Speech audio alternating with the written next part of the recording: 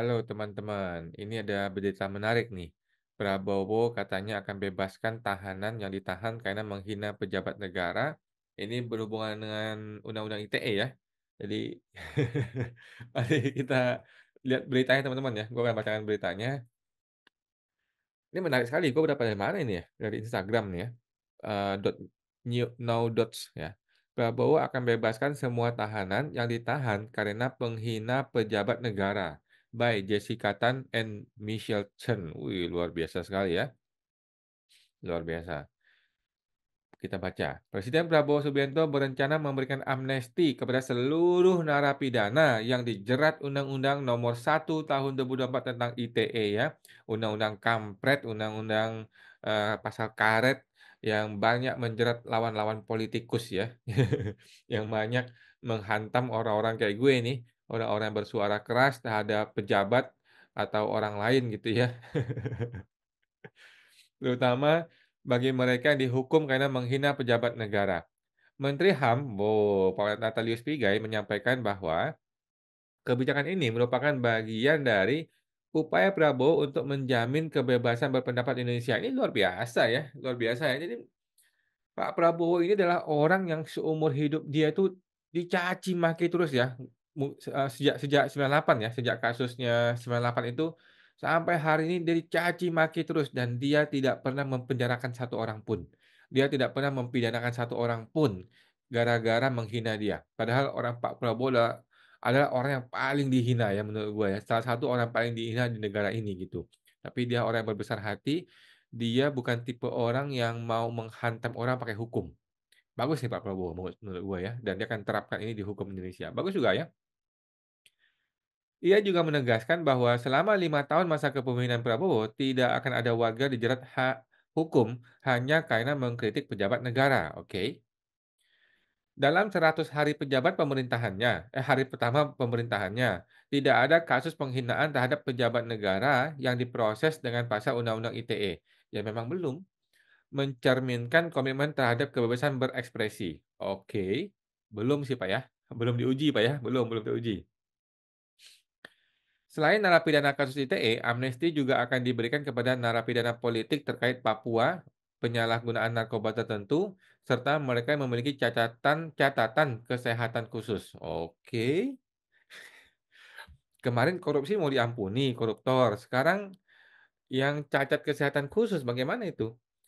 Nanti orang mau dipenjara, tetapi dia bikin surat kesehatan khusus, bebas dia. Pigai menekankan bahwa kebebasan berpendapat tetap berjalan dalam berbagai aspek demokrasi, termasuk dalam kontestasi politik dan pemilihan pemimpin partai maupun kepala daerah. Meskipun ia mengingatkan bahwa kebebasan tersebut tetap harus menghormati hak orang lain dan tidak melanggar hukum yang berlaku. Oke, tetapi kan Undang-Undang ITE itu sebuah hukum, Pak. Apakah Bapak mau bikin Perpu membatalkan Undang-Undang ITE? Mana mungkin, Pak. Apakah bisa? Perpu PPN 11 saja nggak berani dibikin, Pak. Gimana mau bikin Perpu yang hantam Undang-Undang ITE. Undang-Undang ITE itu kesepakatan bersama, Pak. Gimana mau dibatalin, Pak? Lanjut. Ada orang komentar, PG juga harus mahir membedakan kritik versus penghinaan, karena penghinaan juga pelanggaran HAM. Nah, ini dia, oke? Ini yang sering dibahas di Undang-Undang ITE ini ya. Ya benar katanya, membedakannya yang sulit nggak sih Bang? Katanya, oke. Nggak usah banding-bandingin deh, banyak juga yang niat kritik tanpa ada penghinaan juga tetap ada pada nggak terima. Ujung-ujungnya dipolisikan. Yang harus dibenahi itu pejabatnya, belajar dulu bedanya dikritik sama dihina. Nah, ini hal yang sulit teman-teman ya, membedakan hal dikritik dan hina. Paling gampang adalah seperti kata Pak Pigai dan Pak Prabowo, lepaskan semua, udah nggak usah pusing. Itu Donald Trump di kurang dihina apa coba? Nggak peduli dia, nggak usah pusing. Kan negara demokrasi nggak ada urusan dengan urusan hina-menghina. Yang penting tuh jangan main pukul, kalau main pukul masuk penjara.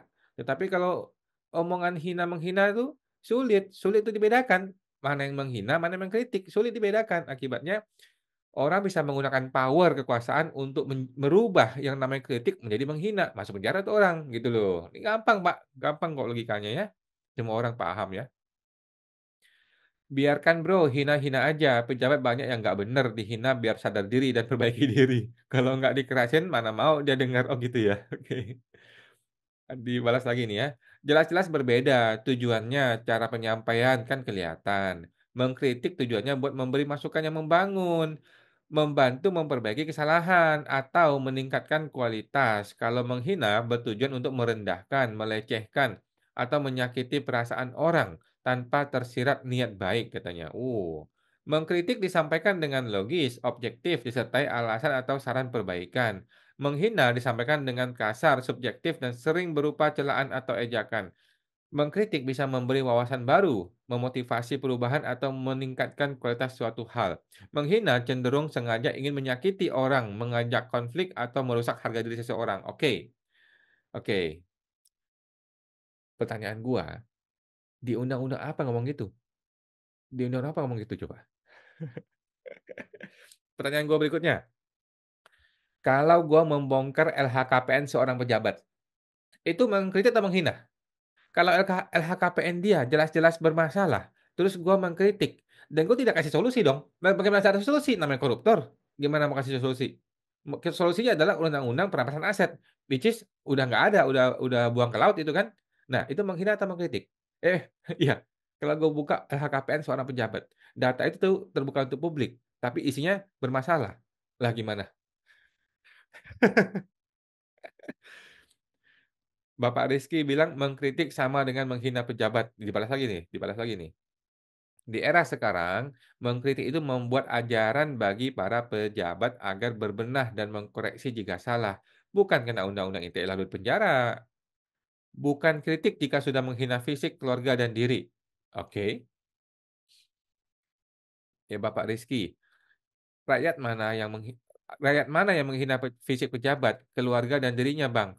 Kalau pejabat sudah memenuhi kewajibannya untuk rakyatnya, mereka sebagai pembantu rakyat ya, mereka bekerja sebagai pembantu rakyat. Ini betul teman-teman ya, yang namanya pejabat adalah pembantu rakyat. Pak Prabowo adalah, namanya apa ya, namanya pembantu nomor satu ya, apa sih istilahnya tuh, WNI ya? WNI nomor satu ya, pembantu nomor satu itu namanya Pak Prabowo, yaitu dia membantu kita semua ya. Yang digaji dari pajak rakyat, kalau pejabat udah memenuhi kewajibannya, saya yakin rakyat manapun tidak akan menghina mereka. Wih, tapi nyatanya ndak lapangan bagaimana realitanya. Mereka terpilih dari rakyat untuk rakyat. Jangan ketika udah terpilih mereka lupa sama kewajibannya. Sehatkah pejabat? Wih, gila ya. Emang Mulyono semua ditahan. Mantap Pak Prabowo orang baik katanya.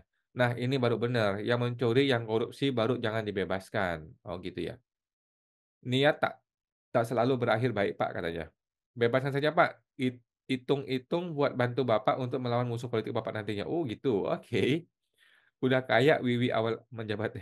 Kenapa dibebasin? Kan lagi efisiensi efisiensi anggaran. Ya justru itu, Pak. Kalau di dalam penjara kan perlu kasih makan pakai uang negara. Kalau di luar suruh kerja, kan bagus, Pak. Gitu. Pikiran Pak Prabowo ini benar.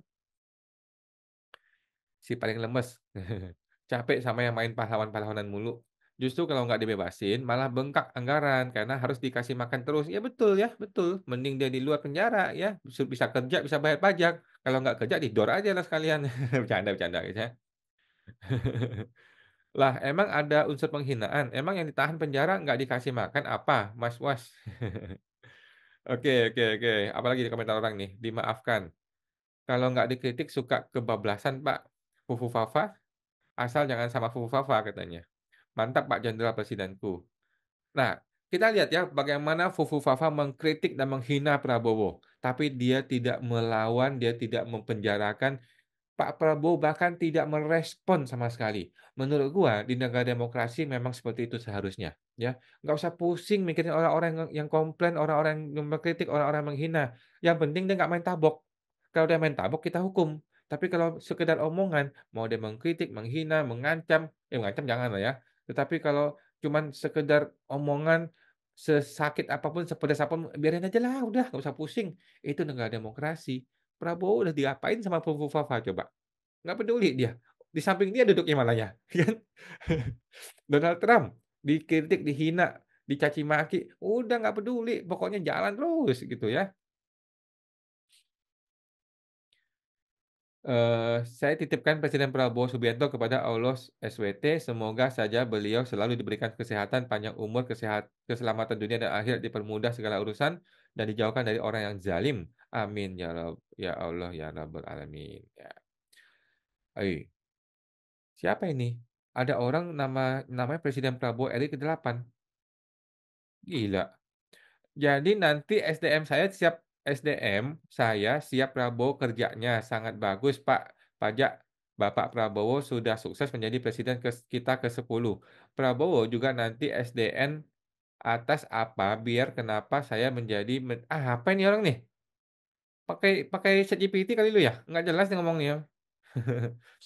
Mengkritik dengan menghina itu beda. Pada era Jokowi, pejabatnya anti kritik. Oh gitu ya? Oke. Apa bedanya, Pak? Sulit dibedakan, Pak. Syarat kerja yang nggak masuk akal lagi, Pak. Tolong perusahaan-perusahaan swasta atau instansi ditiadakan diskriminasi seperti syarat umur dan ijazah. Bahaya, Pak, kalau dibiarkan menambah banyak pengangguran. Oke. IKN dambaanmu diurus dulu, Ndut. Jangan cuma omon-omon. Oh gitu ya? Waduh.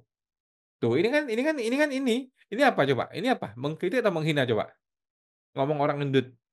Kan sulit dibedakan mengkritik sama menghina. Udah nggak usah pusing, bebaskan semua, nggak usah ada pasal mengkritik penghinaan di negara ini, lupakan semua. Maju terus dengan program Indonesia gitu loh. Kalau dikit-dikit orang orang mengkritik, lu penjarain, panjang lagi urusannya. Aduh, gitulah ya. Oke, gua sih sependapat dan sangat senang sekali ya dengan argumen Pak Prabowo ini ya. Mudah-mudahan beliau betul-betul berani membebaskan tahanan yang ditahan gara-gara menghina pejabat negara ya, sehingga tidak perlu ada kasus kayak siapa kemarin, si Haris Azhar, 2 tahun dia bersidang gara-gara si Pak Luhut. Gila lu ya, hanya gara-gara bikin podcast. Apa negara nggak bisa maju negara kalau begitu. Nah itulah ya, tapi mudah-mudahan Pak Luhut sudah sadar saat ini ya, jadi udah nggak gituan lagi. Sekarang lagi ada kasus undang-undang ITE itu Pak Rasman sama siapa, Pak Hotman Paris ya, itu juga kacau menurut gua ya. Ya udahlah ya, semoga undang-undang ITE segera dicabut sama Pak Bowo ya. Kalau dia berani cabut sih gua angkat 2 jempol buat beliau ya. Sampai jumpa teman-teman, semoga terbantu.